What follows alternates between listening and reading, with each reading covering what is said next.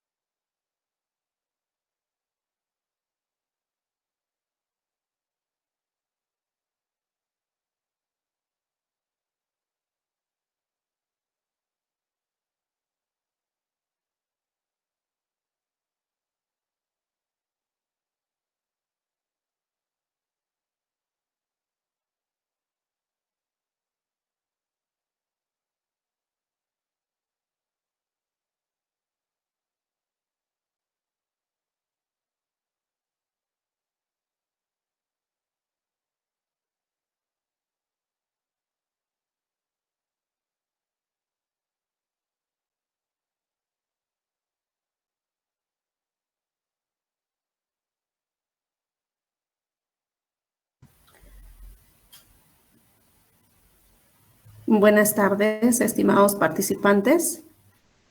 Vamos a continuar con el curso de contrataciones con el Estado. Esta clase vamos a hablar un poco de planificación y actos preparatorios. ¿Se escucha claro? ¿Me confirman si...? Sí, se le escucha. Ya, muchas gracias.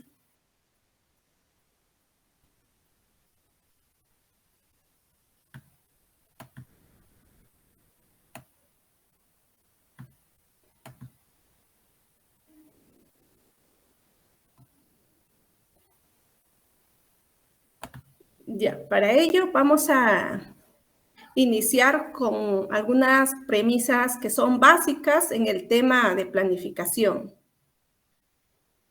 Nosotros, para iniciar, realizar un requerimiento o para poder plasmarlo en un documento, nuestra necesidad, lo primero es que tenemos que hacernos estas siguientes preguntas.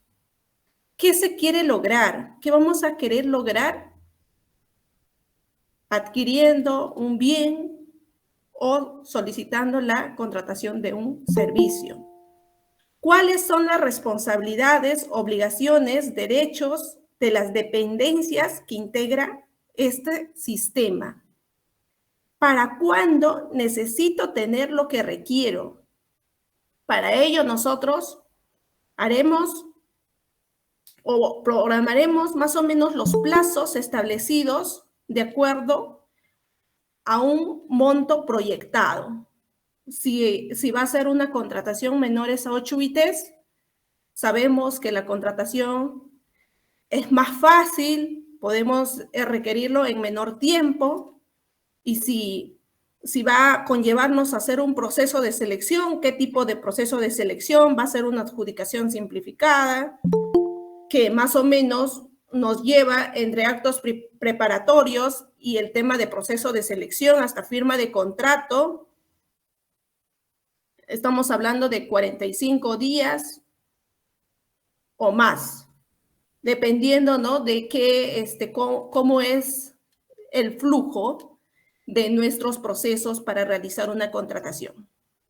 Y si es una licitación pública, vamos a tener que programar más o menos con 3 meses de anticipación, porque también tenemos que tener en cuenta que en estas sí pueden ser elevadas las bases. Entonces, teniendo en cuenta más o menos esos plazos, vamos a realizar con la debida anticipación un requerimiento a fin de que éstas puedan llegar en su oportunidad. Aquí nos señala cuáles son los plazos de procedimiento, lo que ya les mencioné, los plazos lo vamos a establecer de acuerdo al monto, a la cuantía. ¿Cuáles son los procedimientos para requerir lo que necesito? ¿Qué procedimientos voy a realizar? desde el inicio, planificación, lo que es actos preparatorios, procesos de selección y el tema de supervisión en la ejecución contractual. ¿Y qué se necesita para lograr? Lo que se necesita para lograr es que tengo que tener la disponibilidad presupuestal, tengo que tener recursos humanos para ver el tema de el proceso de adquisición y de supervisión. Entonces, todo ello, teniendo claro todas estas preguntas, nosotros vamos a iniciar con nuestro requerimiento. Asimismo, es necesario tener en cuenta qué es el PEI, cuál es nuestro objetivo estratégico. Nosotros tenemos conocimiento que el plan estratégico institucional se formula para 3 años. Dentro de nuestro PEI tenemos objetivos estratégicos. Por ejemplo, en este caso, uno de los objetivos estratégicos puede ser reducir la desnutrición crónica en niños de 0 a 5 años. Para nosotros cumplir este objetivo estratégico, tenemos que tener en cuenta cuáles son nuestras acciones estratégicas. Una de ellas, para cumplir la reducción de la desnutrición crónica, puede ser de niños de 0 a 5 años con CRED completo y otro su vacuna completa. Y para cumplir esta acción estratégica, vamos a establecer diversas actividades que vamos a realizar. Uno es el control de crecimiento, vamos a realizar consejería nutricional, vamos a realizar visitas domiciliarias, o para tener las vacunas completas, vamos a vacunar a los niños menores de 36 meses, vamos a realizar campañas, monitoreo, control de vacunación. Si todo eso son nuestras actividades, ahora vamos a ver qué bienes, qué servicios tenemos que contratar para cumplir estas actividades del POI. Ahí es donde viene nuestro cuadro multianual de necesidades. Vamos a decir, ¿no? ¿Sabes qué? Para las campañas yo necesito para difundir folletos, necesito recursos humanos, necesito equipos médicos y vamos a tratar de hacer vamos a ver una lista de necesidades, la misma que va a estar plasmado en nuestro cuadro de necesidades, la cantidad, cuánto necesito, para cuándo necesito. Vamos a establecer un monto proyectado y a su vez, de este cuadro multianual de necesidades, vamos a plasmarlo al plan anual de contrataciones. ¿Qué va en el plan anual de contrataciones? Va a los bienes, servicios y obras que ya van a ser mayores a las 8 unidades impositivas tributarias. Todo lo que supera, vamos a mandar a nuestro plan anual de contrataciones. Entonces, estos son los lineamientos, los procedimientos que tenemos que tener en claro para nosotros cumplir con nuestros objetivos estratégicos. Entonces, nosotros como logísticos vamos a hacer una de las actividades que es muy importante, que es suministrar todos los bienes y servicios que va a ayudar a cumplir ese objetivo. Porque si nosotros no podemos suministrar en su oportunidad, no van a lograr tampoco su objetivo. Si nosotros suministramos bienes que no son de calidad, no van a lograr su objetivo. Entonces, es muy importante tener en cuenta todo ello.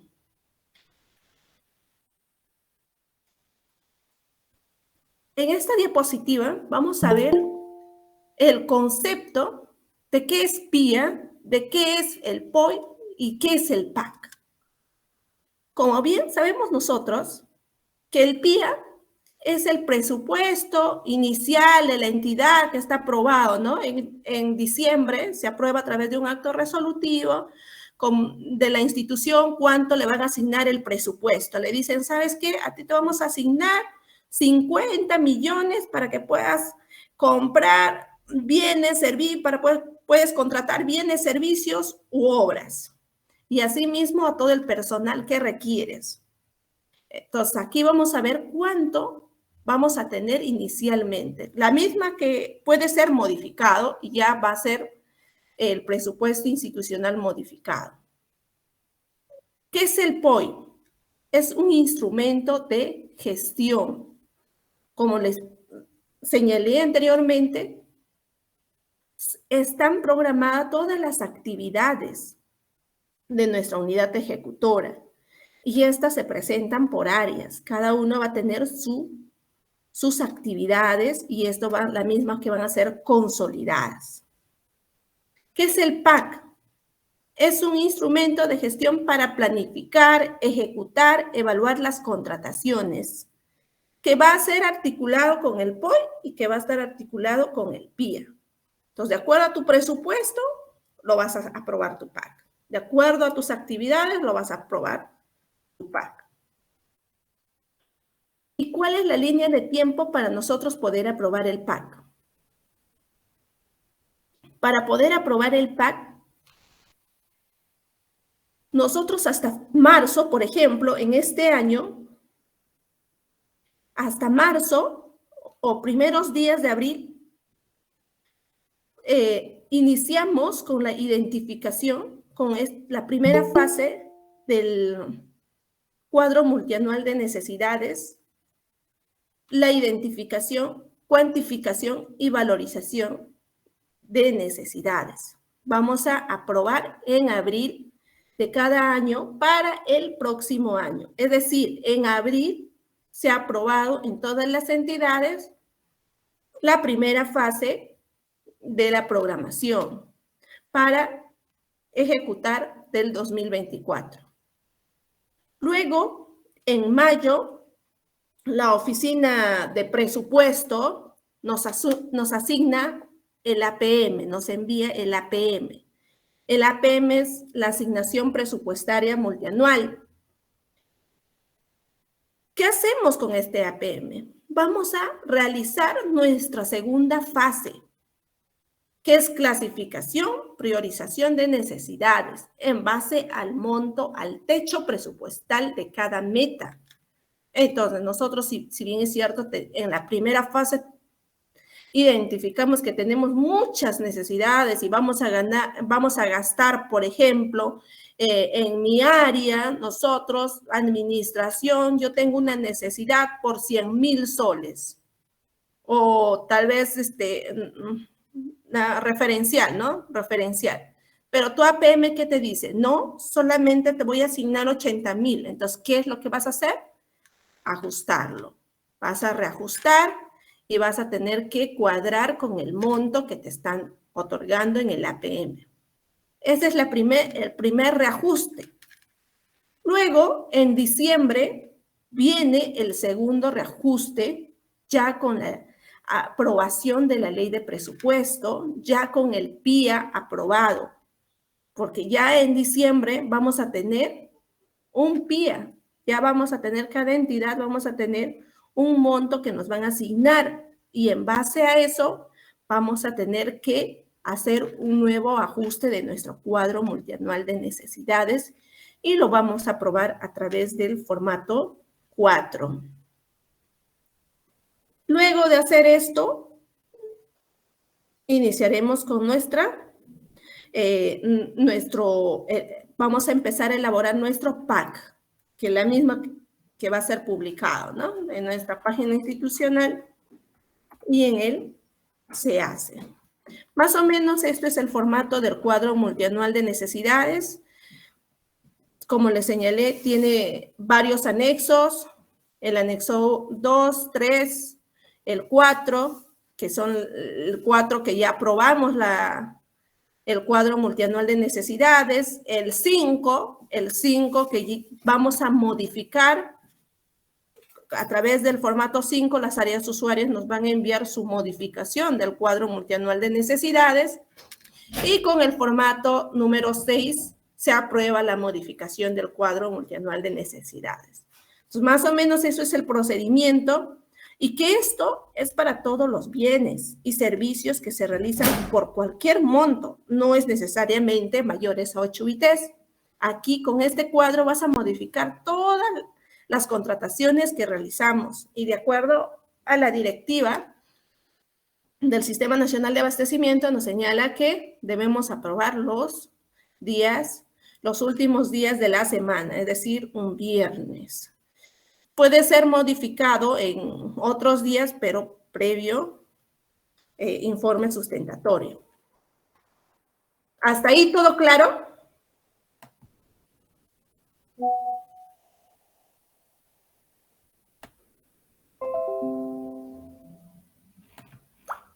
¿Todo claro, estimados participantes? ¿Se escuchó muy bien? Sí, magíster. Mariela tiene levantado la mano.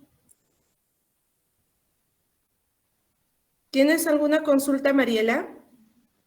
No, todo claro. Gracias. Muy bien.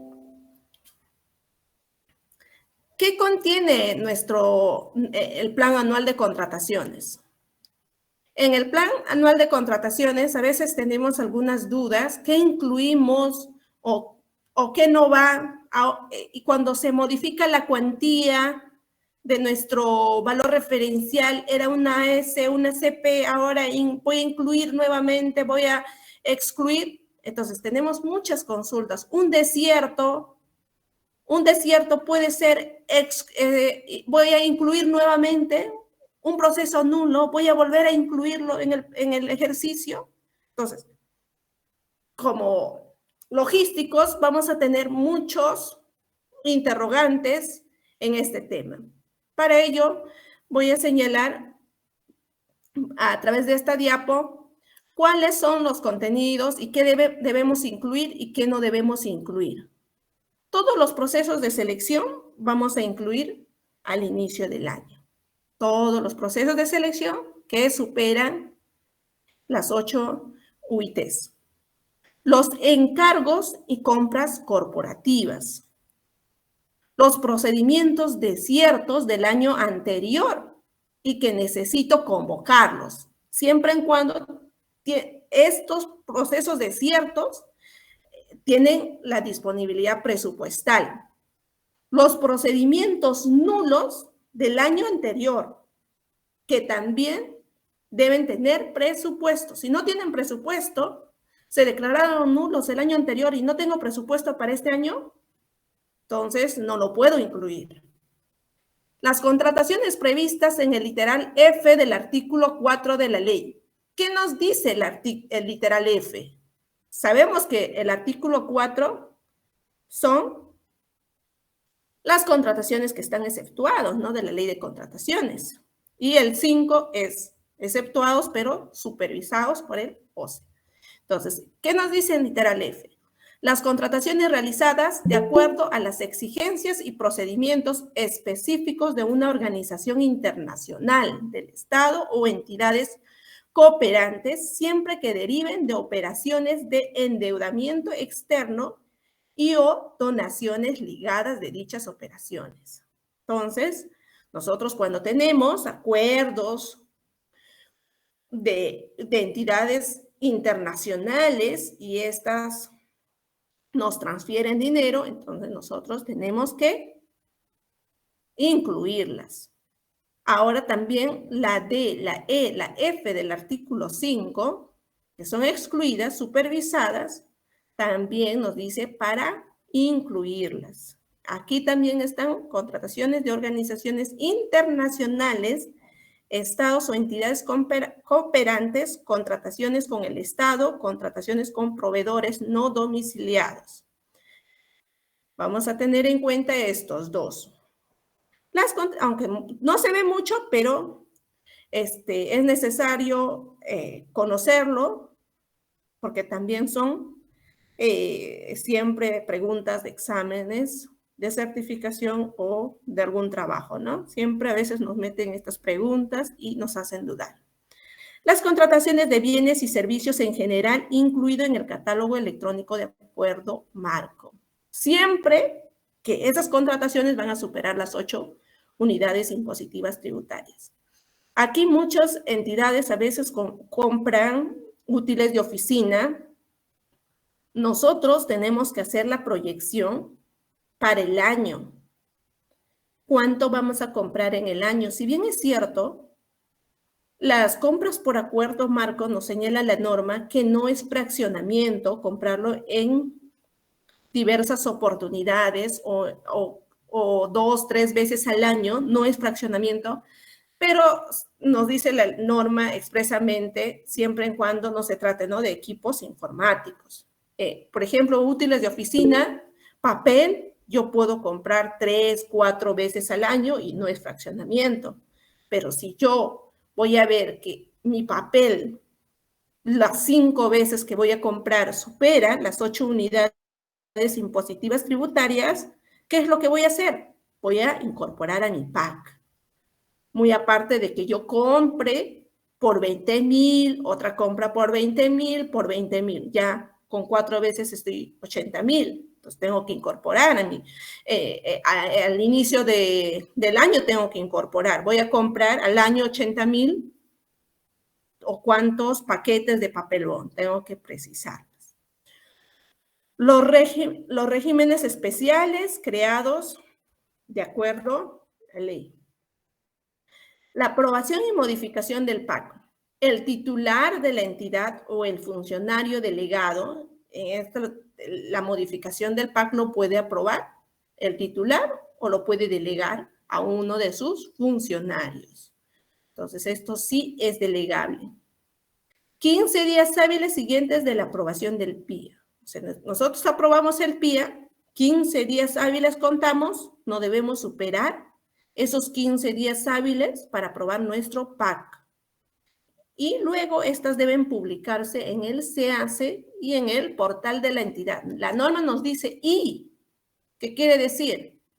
O sea, vamos a publicar en los 2 medios, no solamente en el SEACE, sino también en nuestro portal. ¿Cuántos días tenemos para publicar? 5 días hábiles de aprobado. ¿Cuándo podemos modificar? Hacemos la modificación para incluir, para excluir. En desiertos no es necesario modificar. Los procesos desiertos no necesitamos modificar, modificar el PAC si es en el mismo año que vamos a volver a convocar. Si, por ejemplo, es un proceso de 5 ítems y 2 quedaron desiertos, no es necesario modificar. Normal, podemos nuevamente agarrar el proceso y lo convocamos por los ítems que han quedado desiertos.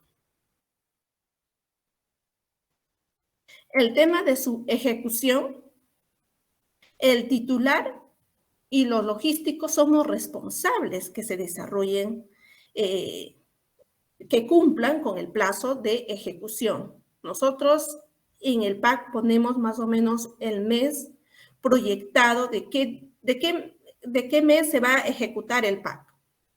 Tenemos programado cada bien o servicio qué meses se van a convocar. Ese seguimiento, ¿quién lo debe hacer? El logístico, y debe informarlo al titular, porque el titular es responsable de ese monitoreo.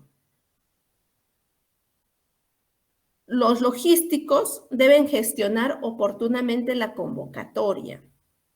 Es necesario que nosotros, como logísticos, también informemos a las áreas usuarias o recordemos que tienen ciertos procedimientos a cargo por ejemplo, si han proyectado que van a convocar en el mes de octubre, ya en el mes de septiembre, enviarles, ¿no?, un documento, ¿sabes qué?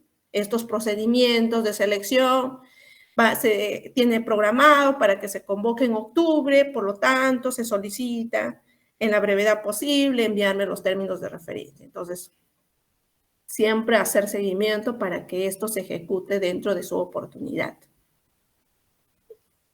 El titular o el delegado son responsables de la planificación, formulación, aprobación y ejecución del PAC.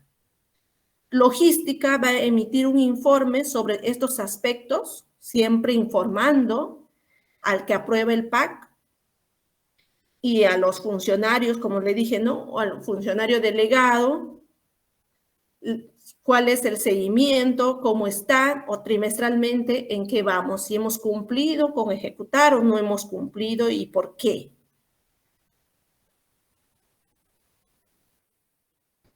Esto más o menos es el formato del Plan Anual de Contrataciones, lo podemos encontrar en la página del CAC, el Excel, y con este archivo lo subimos al CAC. Conclusiones del PAC.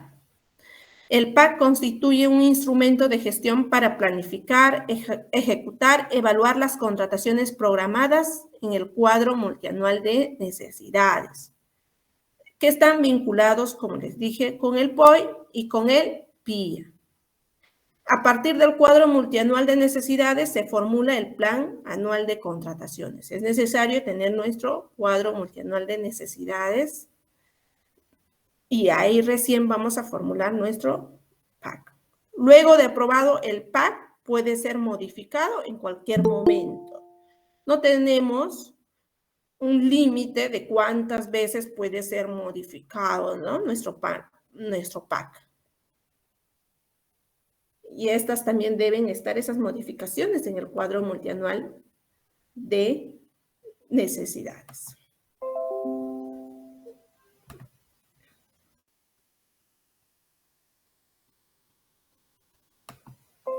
Ya, seguimos. Aquí tenemos algunas consultas, preguntas. A ver, vamos a ver si se va a compartir las diapositivas. El Plan Anual de Contrataciones es aprobado por el titular de la entidad o por el funcionario que hubiera delegado dicha facultad de conformidad con las reglas previstas en la normativa del Sistema Nacional de Abastecimiento. Ahí nos dice, ¿no? ¿Cuál es lo incorrecto? Entonces, acá vamos a leer. Esta es saqué una pregunta de examen, certificación. Nos dice, el PAC constituye un instrumento de gestión para planificar, ejecutar y evaluar las contrataciones, en el cual se articula con el POI y el PIA. ¿Correcto? Eso es correcto. Como les señalé, está articulado con ambos instrumentos. Las entidades deben elaborar, aprobar, modificar, difundir, ejecutar y evaluar el PAC de acuerdo a lo dispuesto en la Directiva 5, Directiva para Programación de Multianual de Bienes y Servicios. Entonces, aquí lo dejamos, a ver, todavía para que ustedes puedan ayudarme a responder.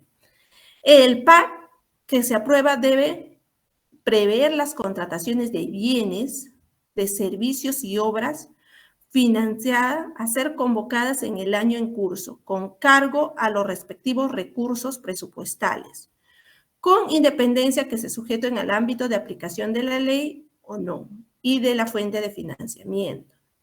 El PAC debe obedecer de forma estricta y exclusiva la satisfacción de necesidades de la entidad, a la que a su vez provienen de cada una de las áreas usuarias en función de los objetivos y resultados que buscan alcanzar. Ya, tenemos esta pregunta. A ver, chicos, les doy un par de minutos para que me puedan contestar. ¿Cuál es la respuesta correcta?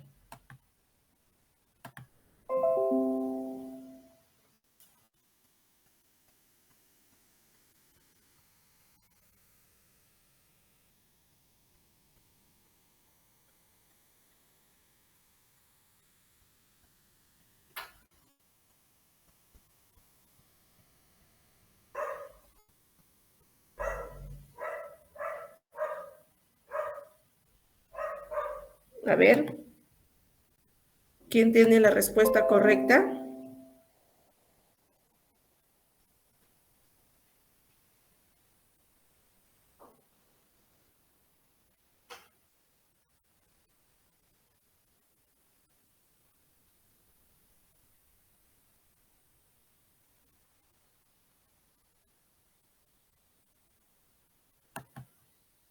Nadie tiene la respuesta correcta.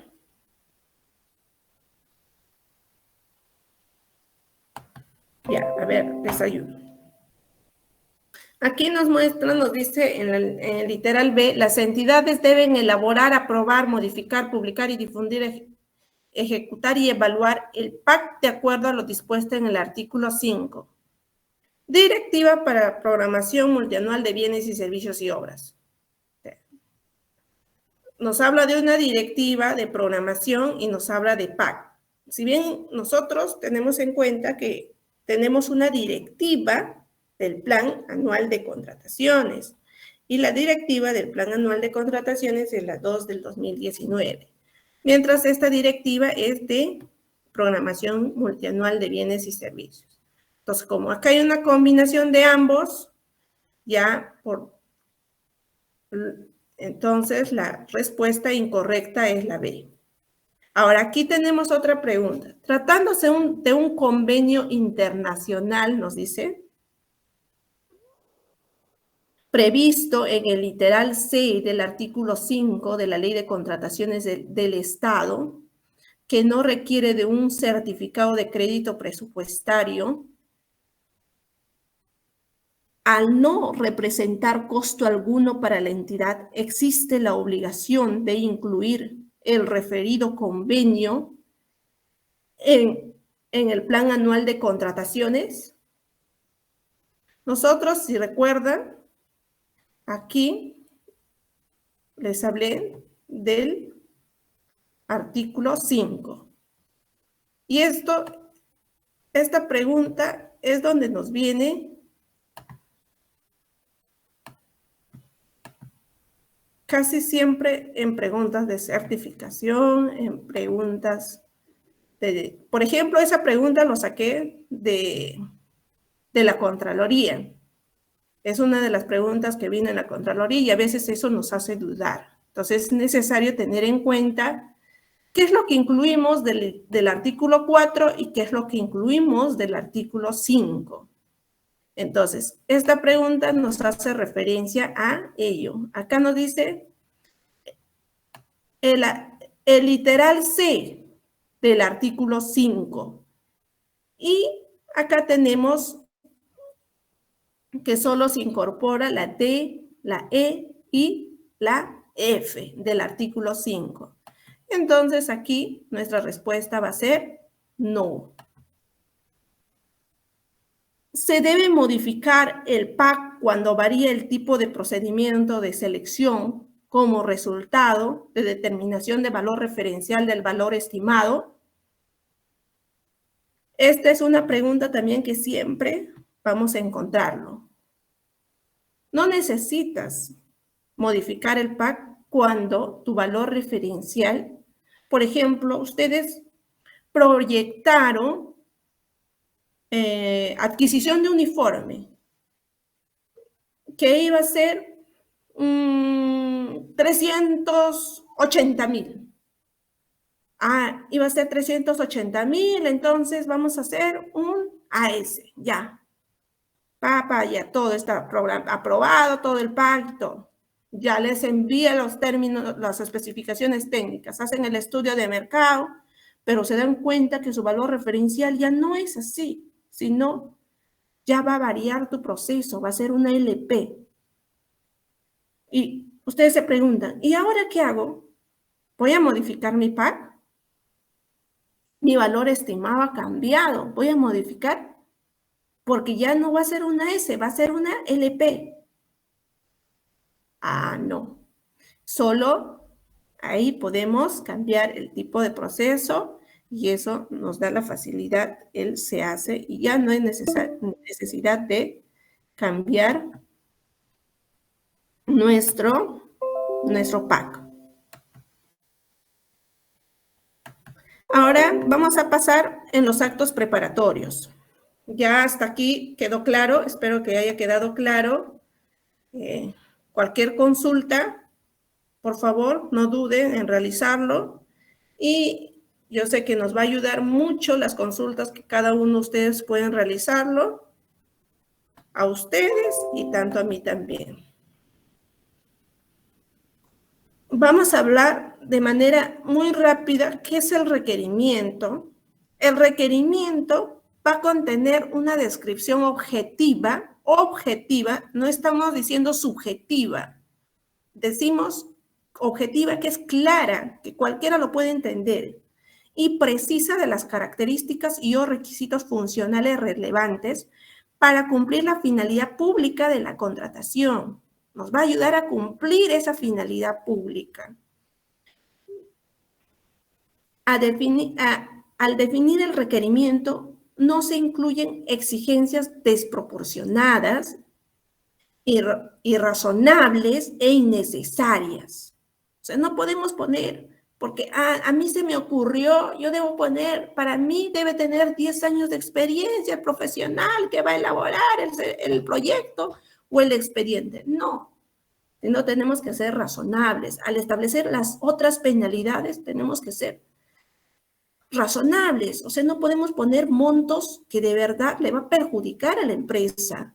Entonces, en cada una de ellas tenemos que realizarlo de manera objetiva, de manera que no le perjudique a las empresas que van a hacer, que van a prestar ese servicio o van a ejecutar el servicio.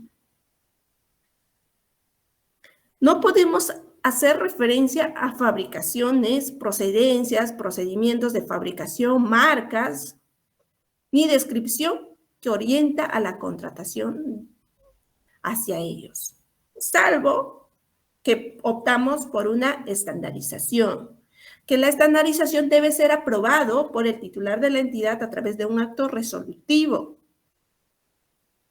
Entonces, si hay una resolución de estandarización, normal, aceptamos que hagan referencia a determinadas marcas. Tal vez no, que existen ciertos mantenimientos que deben dar empresas especializadas de una marca o que tengan certificaciones de una determinada marca. Entonces ahí es necesario que se estandarice ese tipo de servicios. Incluyen exigencias previstas en leyes, reglamentos técnicos, normas metrológicas y o sanitarias. Esto para asegurar más que nada la calidad, ¿no?, de la contratación, porque tampoco no podemos contratar bienes que no son de calidad. El requerimiento de bienes o servicios en general de carácter permanente, o sea, si nosotros vamos a contratar, por ejemplo, limpieza, mensajería, vigilancia, que son periódicos, nosotros no podemos hacer una contratación menor a 1 año. Es recomendable hacerle hasta los 3 años que nos dice la norma. Nos dice hasta 3 años. Entonces podemos hacer 3 años y así aseguramos la contratación. Y más aún nos puede salir un poco más cómodo, ¿no? Reducimos costos. La entidad analiza la necesidad de contar con prestaciones accesorias a fin de garantizar, entre otros, el mantenimiento preventivo y correctivo en función de la naturaleza del requerimiento. A veces encontramos requerimientos que, si bien es cierto, deben tener prestaciones accesorias y no lo contemplan las prestaciones accesorias.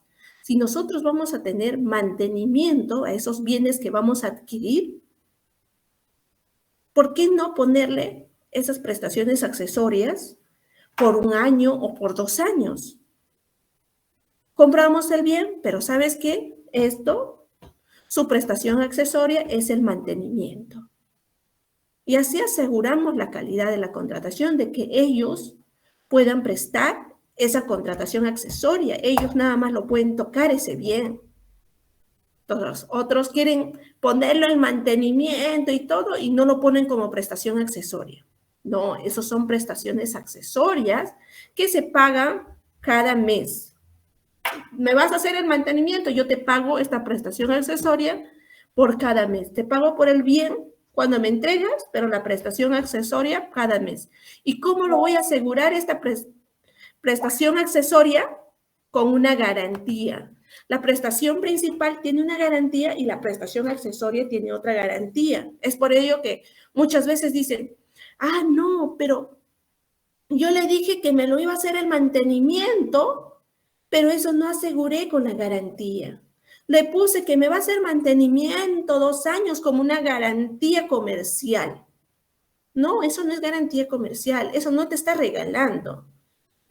Porque puede haber incumplimientos y tú con esas prestaciones accesorias lo puedes resolver y lo puedes ejecutar su garantía. Entonces, a ver, las prestaciones accesorias se alargan 1 año, 2 años. Entonces es necesario identificarlo ello. Antes de formular el requerimiento, el área usuaria, en coordinación al OE, verifica si su necesidad se encuentra definida en una ficha de homologación. O sea, tenemos que ver, yo para hacer requerimiento área usuaria digo, mi bien está homologado, está en la lista de bienes y servicios comunes, está en el catálogo electrónico de acuerdo marco. Entonces, eso me va a servir para yo orientar cómo va a ser mi requerimiento.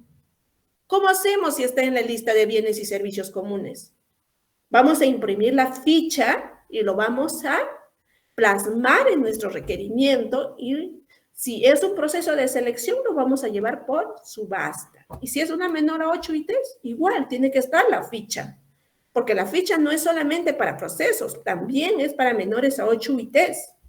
Y si está ese bien en acuerdo marco, voy a tener que orientar hacia ciertas fichas del catálogo electrónico de acuerdo marco que exista pluralidad de marcas. O si es homologado también, tienen sus fichas.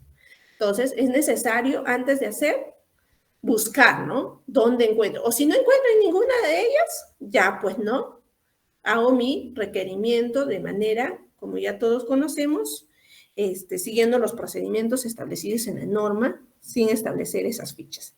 El requerimiento puede ser modificado para mejorar, actualizar o perfeccionar las especificaciones técnicas, los términos de referencia y el expediente técnico de obra.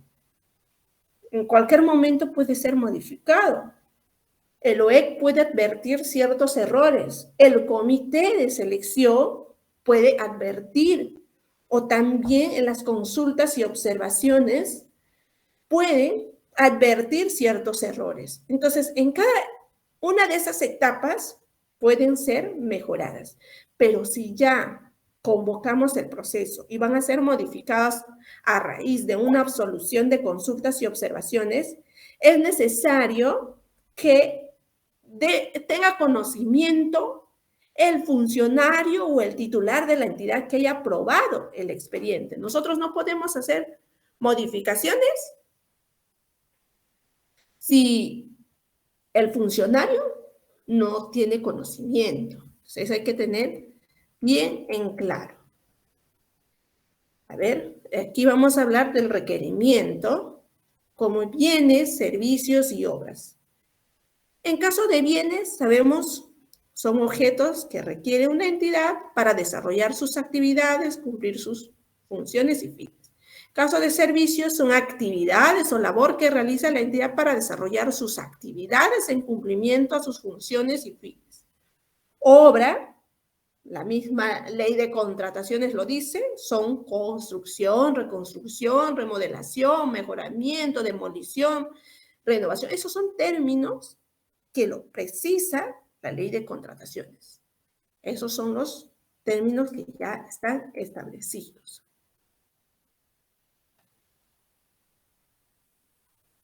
A ver, vamos a ver cuántos minutos nos quedan.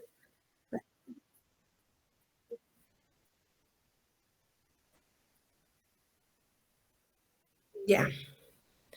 A ver, Ya, el tema de cuando hacemos referencia a marcas, como les dije, deben estar estandarizados.